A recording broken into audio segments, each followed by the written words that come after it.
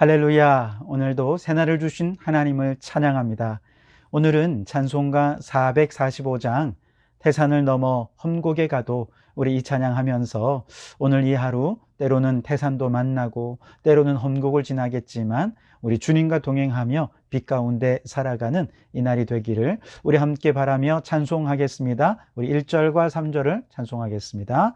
태산을 넘어 험곡에 가도 빛 가운데로 걸어가면 주께서 항상 지키시기로 약속한 말씀 변치 않네.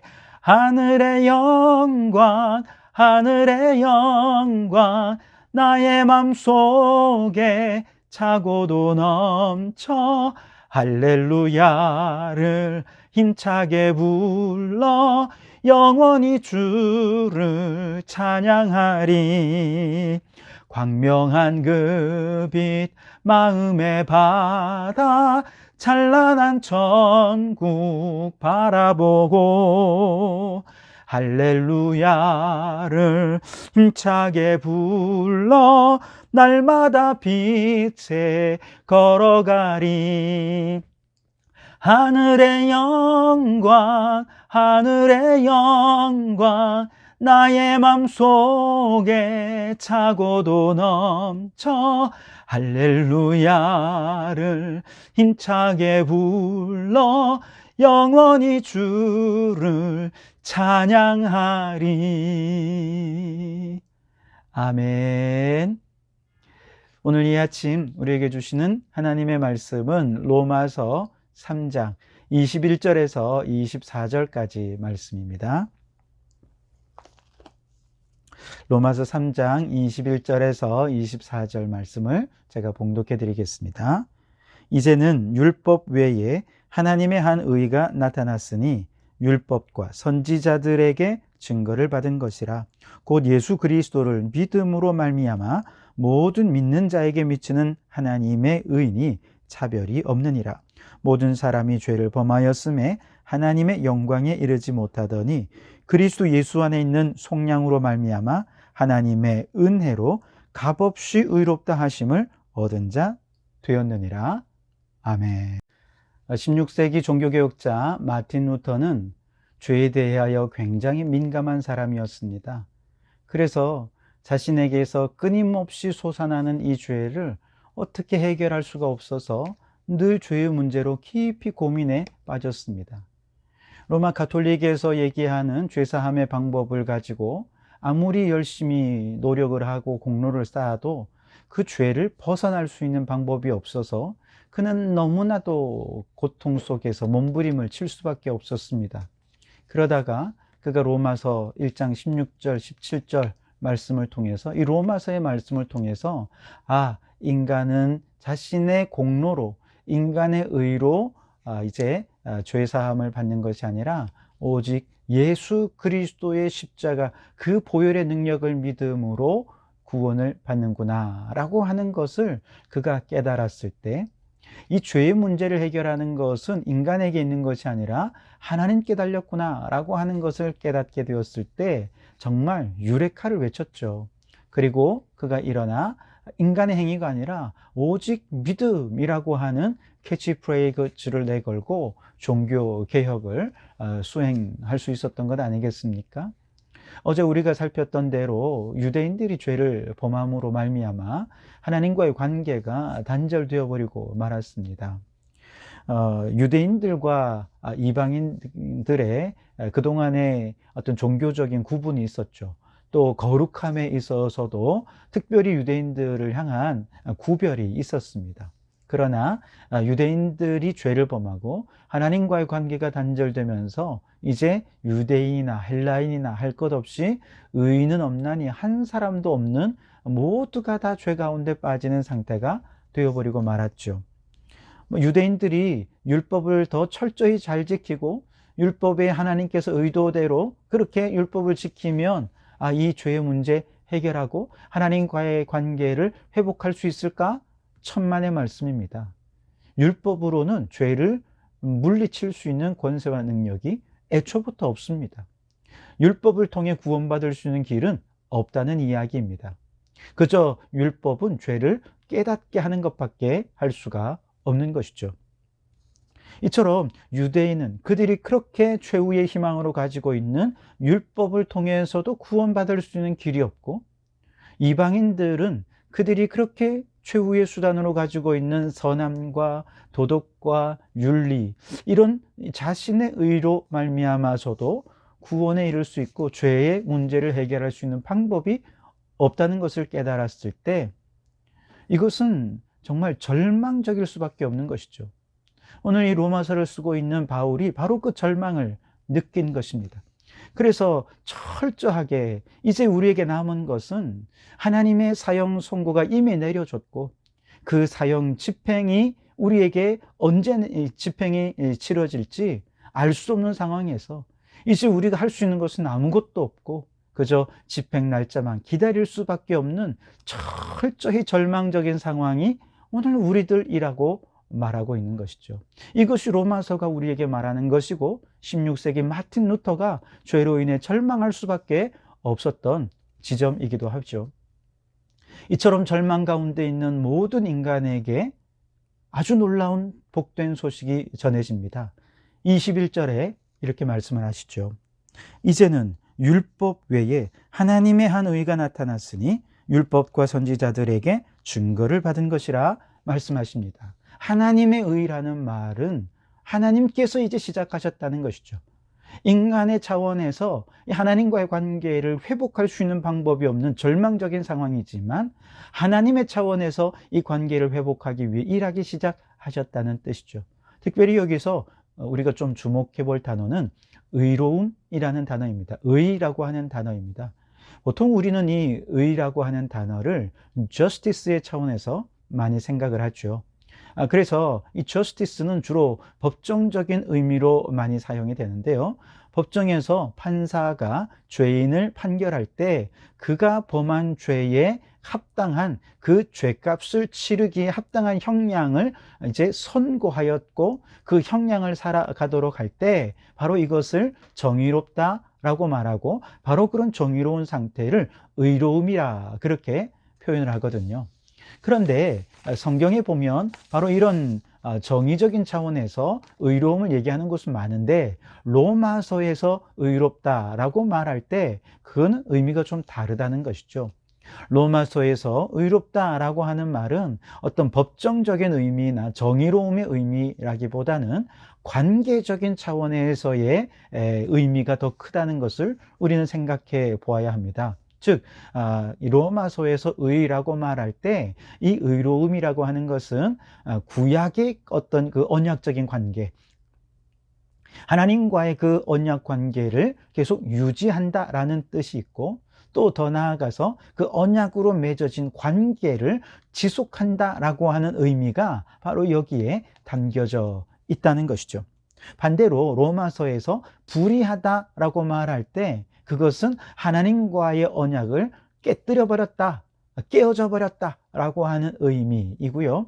바로 이렇게 깨어진 관계 속에서 이제 드디어 오늘 21절에 하나님의 의가 나타났다 그렇게 말했을 때, 그것은 인간이 하나님과의 깨어진 관계를 회복할 수 없고, 인간이 스스로 파기했던 하나님과의 언약 관계를 이제 하나님께서는 단 한 번도 파기한 적 없으시고 끝까지 신실하게 그 관계를 유지해 오시면서, 인간이 할 수 없는 그 일을 하나님의 차원에서 하나님과 인간의 깨어진 관계를 회복하기 위한 이 위대한 작업, 이제 하나님께서 시작하셨다라고 하는 의미가 바로 그 속에 담겨져 있는 것이죠.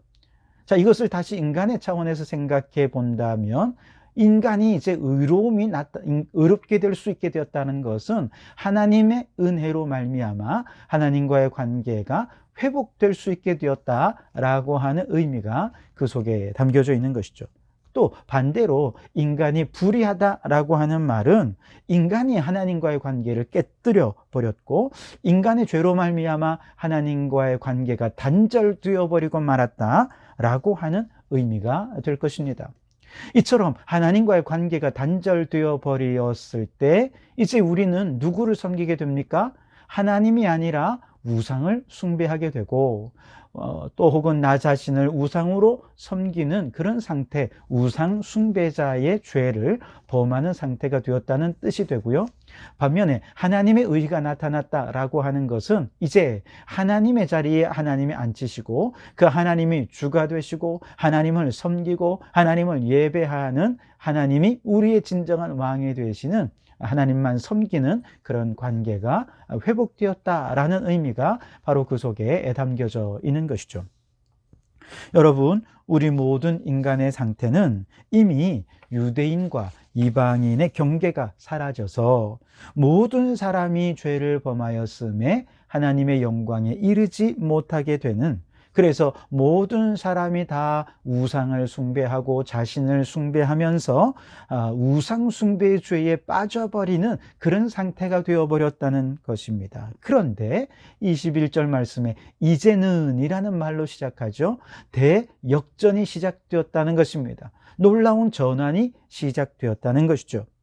앞에서 말한 우리 인간의 연약한 절망의 상태가 이제 역전될 것을 이제는 이라는 단어로 표현하고 있는 것이죠. 이제는 어떻게 됩니까? 율법 외에 하나님의 의, 즉 하나님과 인간, 하나님과 모든 피조물들과의 깨어진 관계를 회복할 수 있는 하나님의 방법이 생겨났다는 것입니다. 그런데 이 방법은 그저 어느 날 갑자기 툭 하고 튀어나온 것이 아니라 바로 구약의 율법과 선지자들에게 이미 증거를 받았다는 거예요. 이미 구약에서 예언이 되어 있는 말씀이고 율법에 이미 다 나타나 있는 말씀인데 바로 그 구약과의 연속성에서 하나님께서 이미 예정하신 하나님의 방법으로 우리에게 하나님의 의가 나타나게 되었다고 말씀하는 것이죠. 그렇다면 이렇게 구약에서 이미 율법과 선지자들이 예언하고 증거한 하나님께서 관계를 회복하시는 하나님의 방법은 무엇인가? 22절 말씀에 보면 곧 예수 그리스도를 믿음으로 말미암아 모든 믿는 자에게 미치는 하나님의 의니 차별이 없느니라. 예수 그리스도를 믿음으로 말미암아 모든 믿는 자에게 미치는 하나님의 의라고 말씀하십니다. 즉 이렇게 하나님의 의, 하나님과 인간, 하나님과 모든 피조물과의 깨어진 관계를 회복하는 핵심에 바로 예수 그리스도가 있다는 것이죠. 예수님이 하나님의 방법이라는 것입니다. 예수 그리스도를 믿는 자들마다 하나님의 의, 즉 하나님과의 깨어진 관계가 회복되는 놀라운 역사가 나타나게 된다는 것이죠. 여러분, 하나님과의 관계 누가 깨뜨렸습니까? 인간이 죄를 범함으로 깨뜨렸습니다. 그런데 신실하신 하나님께서는 단 한 번도 그 관계를 깨뜨려 본 적이 없어요. 우리는 깨뜨렸지만 하나님께서는 계속 그 관계를 유지하고 계셨어요. 그리고 이제 때가 되셔서 예수 그리스도를 통해서 이렇게 깨어진 관계를 회복하시려는 하나님의 역사가 시작이 되었는데 이것을 바로 하나님의 의가 나타났다라고 말하고 있는 것이죠. 바로 이렇게 하나님의 의가 나타날 때 주인이 바뀝니다. 우상이 주인이 되었던 우리의 삶, 죄가 주인이 되었던 우리의 삶 속에서 죄가 다 떠나가고 우상이 떠나가고 하나님이 우리의 주권자가 되시고 하나님이 우리의 주인이 되시는 역전의 현상이 나타나게 된 것이죠. 바로 예수 그리스도가 하나님의 의가 나타나고 우리 모두가 의롭게 되도록 해주시는 그 핵심적인 열쇠가 되신다라고 하는 것이죠. 좀 더 구체적으로는 그냥 예수 그리스도가 아니라 십자가에서 우리를 위하여 화목제물이 되어 피 흘리신 바로 그 핏값으로 우리를 죄에서 속량해 주신 예수 그리스도가 하나님의 의를 나타내는 열쇠가 되시는 하나님의 방법이라는 거예요. 그래서 24절에 그리스도 예수 안에 있는 속량으로 말미암아 하나님의 은혜로 값없이 의롭다 하심을 얻은 자 되었느니라. 아멘. 여러분, 속량이란 무슨 뜻일까요? 노예 시장에서 이제 어떤 사람이 그 노예의 값을 지불하고 노예를 사는 거예요. 그리고 이제 그를 노예의 신분에서 벗겨주기 위해서 모든 노예의 증서를 다 찢어버리고 그를 완전한 자유인으로 자유의 신분으로 그를 놓아주게 되는 것, 이것을 속량이라고 말하는 것입니다. 우리가 그렇잖아요. 그전에는 우리의 주인이 누구였습니까? 죄가 우리의 주인이었습니다. 우리는 그래서 죄의 종이 되었고 죄의 노예로 살아왔습니다. 마귀가 우리의 주인이 되었고 우리는 마귀의 종으로, 노예로 살아왔던 것이죠. 우리에게는 그 죄를 벗어날 수 있는 방법도 능력도 없었습니다. 그래서 절망스러웠죠. 그런데 예수님께서 십자가에서 피 흘리시는 그 값진 희생으로 말미암아 그 피값을 대신 치르심으로 이제 우리가 죄의 종로로 타던 데서 벗어나 하나님의 자녀가 되고 완전한 자유자가 될 수 있게 되었다는 것이죠. 우리의 영혼의 집에 아담이 죄를 범하면서 우리의 집 안에 들어온 이 죄가 뻔뻔스럽게 우리의 주인 노릇하면서 우리를 종 노릇하게 만들었는데, 그런데 율법도 몰아낼 수 없고 도덕도 어떤 선함도 몰아낼 수 없던 이 죄를 누가 몰아내어 주셨습니까? 예수 그리스도께서 몰아내어 주셨다는 거예요. 그리고 참 자유를 주신 분이 바로 예수 그리스도이신 것이죠. 바로 그 예수 그리스도를 통해 하나님의 의가 나타난 것이죠.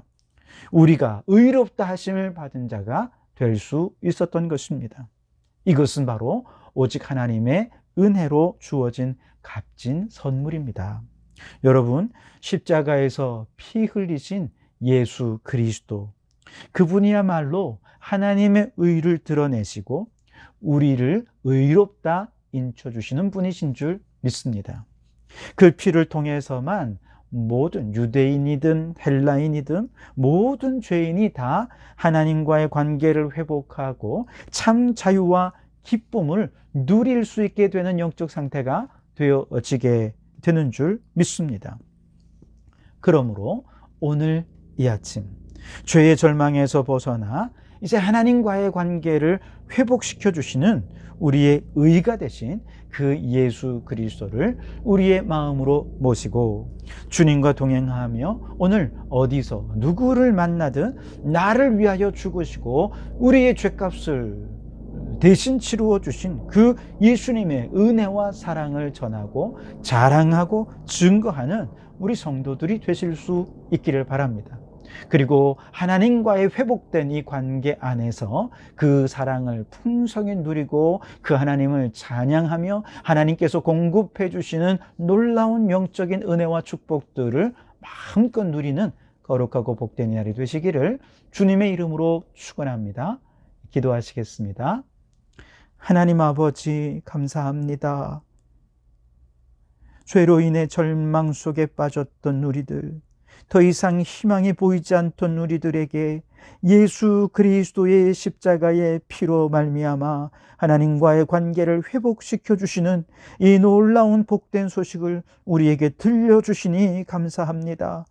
우리는 죄로 말미암아 죽을 수밖에 없었고 영원히 죄의 종노릇하며 살 수밖에 없었던 우리들인데 주님의 십자가로 말미암아 그 피값으로 말미암아 하나님의 자녀가 되게 해주신 놀라운 은혜 참으로 감사합니다. 이제 하나님의 의가 예수 그리스도 안에 나타났으니 그 예수님을 마음에 모시고 그 예수 그리스도로 말미암아 구원받게 된 우리의 삶의 자유와 기쁨과 행복을 마음껏 누리는 저희들 되게 해주시고 오늘 그 주님과 동행하면서 누구를 만나든지 나를 자유하게 하신 예수 그리스도, 이 절망을 극복하게 하신 그 주님을 증거하고 자랑하는 저희들 되게 해 주시옵소서. 오늘 이 하루도 주님과 동행하는 복된 날 되기를 소원하오며 예수님 이름으로 기도하옵나이다. 아멘.